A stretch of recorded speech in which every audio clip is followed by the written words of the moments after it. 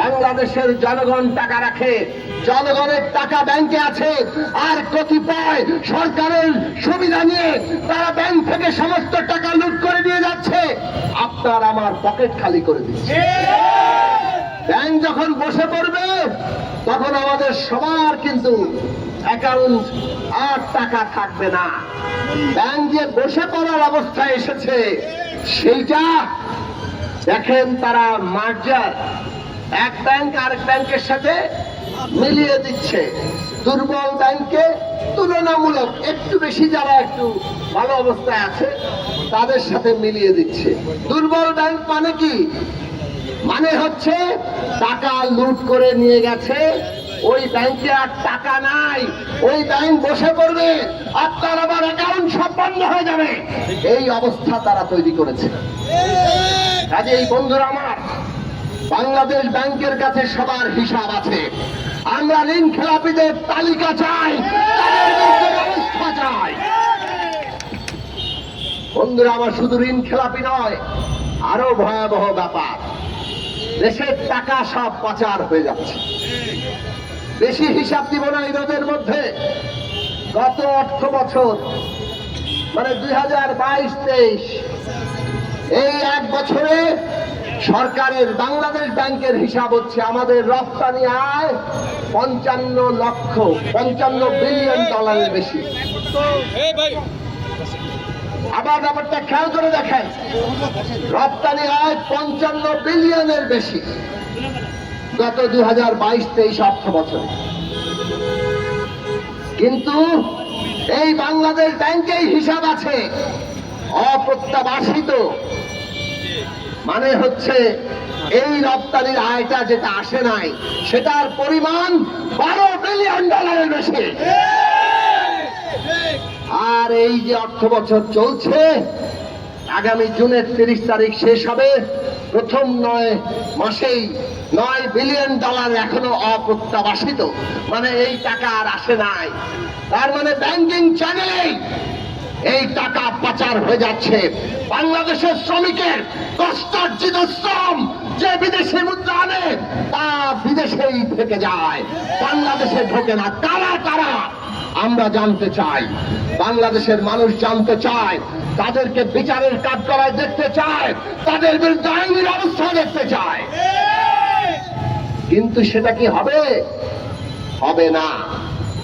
Reserve বড়াই করতেন 48 billion dollar, এখন 16 মেতে বলেছেন 23 বিলিয়ন ডলার, আইএমএফ বলল 18 বিলিয়ন ডলার। নিট ফলাফল দেখা গেল যেই টাকা ব্যবহার করতে পারবেন 13 বিলিয়ন। এই 13 বিলিয়ন দিয়ে আমাদের যে প্রতি মাসের আমদানি খরচ, ওনারা বলেন 3 মাসের আমদানি খরচ থাকলেই চলল। সামনে যে দিন আসছে 3 মাসের আমদানি খরচও থাকতে হবে না, হয়তো 3 মাসের আমদানি খরচও থাকবে না, আমদানি ব্যয় মেটানোর সামর্থ্য থাকবে না। পুরো পরিস্থিতি কোন দিকে যেতে পারে, সারা দেশের মানুষের জীবনে কি ভয়াবহ পরিণতি আসতে পারে। এরা লুটপাট করবে আর দেশে তারা সংকট হবে। সাধারণ মানুষ যারা সম্পদ তৈরি করে তাদের জীবনে আজকে ভয়াবহ নাবিশ্বাস উঠবে, এইটা আমরা মেনে নেব না। বিদ্যুতের দাম দেখেছেন এনারা কি ব্যবস্থা করেছেন, বিদ্যুতের সংকট আমরা নাকাল। এখন সরকার বিদ্যুৎ উৎপাদনের নামে একটা ফন্দি আঁটলো, বিদ্যুৎ দেব বলে তারা কয়েকটি ভাই দাদার আত্মীয় স্বজন এইরকম কোম্পানির পকেটে আমার আপনার কাছ থেকে টাকা নিয়ে ঢুকিয়ে দিতে শুরু করলো। তারাই বলছে 80% ভর্তুকি হচ্ছে ক্যাপাসিটি চার্জ, মানে এই ভাই বারাদারদের কোম্পানিগুলোকে বসিয়ে বসিয়ে রেখে তারা টাকা ঢালছে, আমার আপনার বিদ্যুতের বিল বাড়াচ্ছে, ওই টাকা সরাসরি সরকারের হাত হয়ে সোজা কোম্পানির পকেটে ঢুকছে। এই হচ্ছে বাংলাদেশ।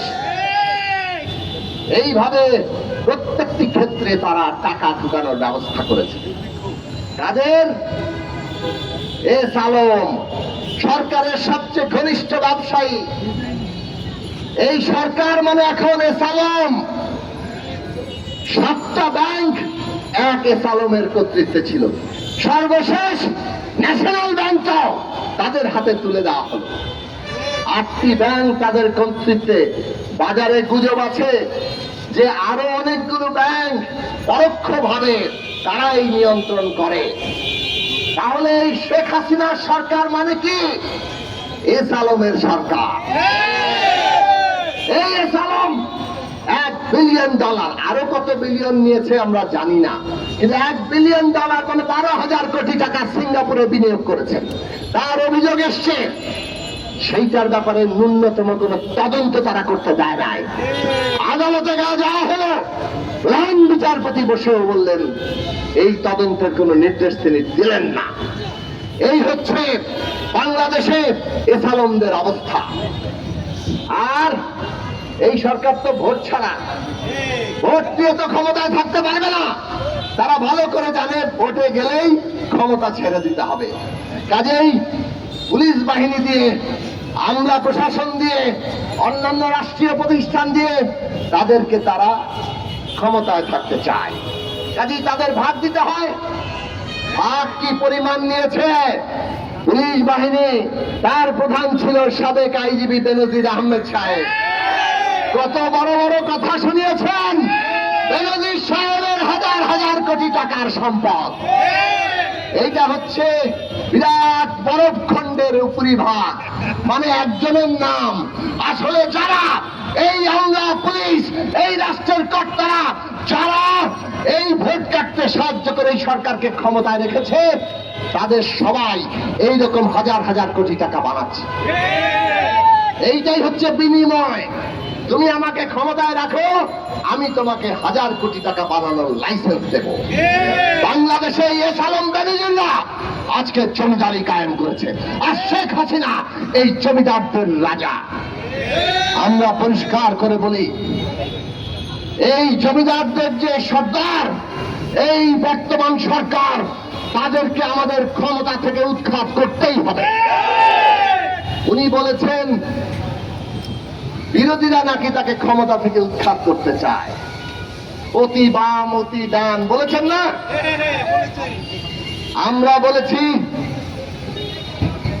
উনি বলেছেন এও আমার অপরাধটা কি। খুবই বেদনা নিয়ে উনি বলছেন ওনার অপরাধটা কি। আমরা বলেছি আপনার 1 নম্বর অপরাধ এই দেশের মানুষের ভোটের অধিকার কেড়ে নেওয়া। ভোটের অধিকার কেড়ে নিয়ে আপনি বাংলাদেশের সমস্ত নাগরিকের মর্যাদা কেড়ে নিয়েছেন। এমনকি আপনার দলের যারা সদস্য তাদেরও মর্যাদা কেড়ে নিয়েছেন। আর বাকিগুলোর বলারই দরকার নাই, কিন্তু বাকিগুলো তো আমরা বলছি। এই ভোটের অধিকার কেড়ে নিয়ে আপনি এই দেশটাকে লুটপাট করে সমস্ত ব্যাংক, ব্যবসা বাণিজ্য সব ফোকলা করে দিচ্ছেন। যারা এখানে আইন মেনে ন্যায়সঙ্গত ভাবে ব্যবসা বাণিজ্য করছে তাদের অবস্থা খুব খারাপ। কতিপয় এস আলম মার্কা ব্যবসায়ীরা, সালমান এফ রহমান, বেক্সিমকো, আপনার উপদেষ্টা, যারা ব্যাংক থেকে ঋণ নিয়ে শোধ করে না, যারা এক একটি ব্যাংককে দুর্বল করে ফেলে, কেবল তাই নয়, যাদের টাকা আপনি মাফ করে দেন। কত টাকা মাফ করেছেন? এস আলম, বেক্সিমকো কিংবা এই সমস্ত আপনার আত্মীয় স্বজন, ভাই বেড়াদারদের কত টাকা মাফ করেছেন? আর এই দেশের সাধারণ যারা ব্যবসায়ী, তাদের আজকে অবস্থা খারাপ। আর জনগণের অবস্থা কি? কর্মসংস্থান নাই। আমাদের দেশের মানুষ, তরুণরা যখন ওই ব্যাটারি চালিত রিক্সা নিয়ে কোনো মতে জীবন যাপন করছে, পুলিশ হঠাৎ করে তাদের উপরে ঝাঁপিয়ে পড়ে। ওবায়দুল কাদের সাহেব হঠাৎ করে হুকুম জারি করেন, ব্যাটারি চালিত রিক্সা চলতে পারবে না। তার মানে এস আলম, সালমান এফ রহমান, বেক্সিমকো এদের তোষণ করো, এদের পকেটে টাকা ঢুকাও, আর গরিবের পেটে লাথি মারো, তারা যাতে কোনোভাবে না খেয়ে না চলতে না পারে। বন্ধুরা আমার, কাজেই এই সরকার আজকে তারা পরিষ্কার ভাবে বাংলাদেশের মানুষকে এক কাতারে দাঁড় করিয়ে দিয়েছে।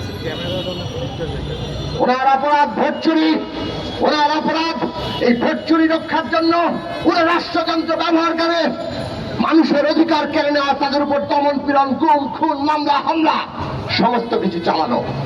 আর এই রাষ্ট্র ক্ষমতা যারা ব্যবহার করতে পারছে তাদেরকে অবাধে লুটপাটের সুবিধা দেওয়া, সেটা ব্যবসায়ী হোক আর সেটা রাষ্ট্রের কর্মকর্তারা হোক। কাজেই আপনার এই অপরাধ আপনাকে উৎখাত করার জন্য যথেষ্ট। জনগণ সেই সংগ্রাম করবে। আর কি অতি বাম অতি ডান এগুলো বলে লাভ নাই। বাংলাদেশের যেই মানুষটাই ভোটের অধিকার চায় তারাই এই আন্দোলনে সামিল হবে, তারাই রাজপথে আসবে, তারাই আপনার উৎখাতের পেছনে কাজ করবে। সুতরাং রাজনৈতিক ফন্দি ফিকির করে লাভ হবে না। শেখ হাসিনাই 18 কোটি মানুষকে এক জায়গায় দাঁড় করিয়ে দিয়েছে। আজকে শেখ হাসিনার বিরুদ্ধে সেই 18 কোটি মানুষকে তার ভোটের অধিকার, তার মর্যাদা, তার জীবিকার নিশ্চয়তার জন্য লড়তে হবে। বন্ধুরা আমার, আমরা আজকে পরিষ্কার করে বলে যেতে চাই, এই অর্থ বছরের মধ্যেই আগামী 30শে জুনের মধ্যে আপনাদেরকে এই সমস্ত ঋণ খেলাপি আর অর্থ পাচারকারীদের নামের তালিকা প্রকাশ করতে হবে। তাদের বিরুদ্ধে আইনগত ব্যবস্থা নিতে হবে। আর তা না করলে আমরা আবার আসব। আজকে আমরা যতজন এসেছি আরো বেশি সংখ্যায় আসব। আমরা বিশ্বাস করি বাংলাদেশের মানুষ আমাদের সাথে আসবে। কেবল আমরা আসবো না, আমাদের আরো গণতান্ত্রিক দলগুলো আসবে। আপনাদের এই অফিসে থাকতে হলে এই ব্যবস্থা আপনাদের নিতে হবে। হয় অফিসে থাকবেন, বাংলাদেশ ব্যাংকের কর্মকর্তা থাকবেন, আর না হয় ছেড়ে চলে যেতে হবে। আমরা পরিষ্কার করে বলি, আগামী দিনে জনগণের সরকার যদি আসে, এই বাংলাদেশ ব্যাংক আজকে যেভাবে রাজনৈতিক নির্দেশে চলছে এই রকম রাজনৈতিক নির্দেশে চলবে না। ব্যাংক পরিচালনার জন্য ব্যাংকের সমস্ত অন্যান্য ব্যাংকগুলো মনিটর করার জন্য যে আইন আছে সে আইনকে আরো মজবুত করা হবে। ঋণ খেলাপিরা যাতে সুবিধা না পায় তার জন্য আইন তৈরি করা হবে। এবং এই কাজে বাংলাদেশ ব্যাংক তার স্বার্থ শাসন পাবে, যাতে তারা কোনোভাবে রাজনৈতিক প্রভাব এর মধ্যে পড়ে এই লুটপাটকে সহায়তা না করে। আমরা আরো অনেক কথা বলেছি। 31 দফা নতুন রাজনৈতিক বন্দোবস্ত, এরা এই শেখ হাসিনার সরকার যে ব্যবস্থা কায়েম করেছে তাতে আর একটি নির্বাচন এই ব্যবস্থার অধীনে হবে না। কাজে এই সরকার বদল করতে হবে এবং ব্যবস্থা বদল করতে হবে। 31 দফা রাষ্ট্র ব্যবস্থা সংস্কার, রাষ্ট্র ব্যবস্থা বদলে দিয়ে তাকে গণতান্ত্রিক করে আগামী দিনে জনগণের সরকার প্রতিষ্ঠা করা হবে। আজকের এই সংগ্রাম জনগণের সরকার প্রতিষ্ঠার সংগ্রাম। আজকের এই সংগ্রাম মানুষের ভোটাধিকার, তার মর্যাদা, তার নাগরিক অধিকার, তার নিরাপত্তা প্রতিষ্ঠার সংগ্রাম। এই সংগ্রামকে আপনারা জয়যুক্ত করবেন সেই আহ্বান জানিয়ে আজকের এই সমাবেশ বিক্ষোভ আমরা এখানে সমাপ্ত ঘোষণা করছি।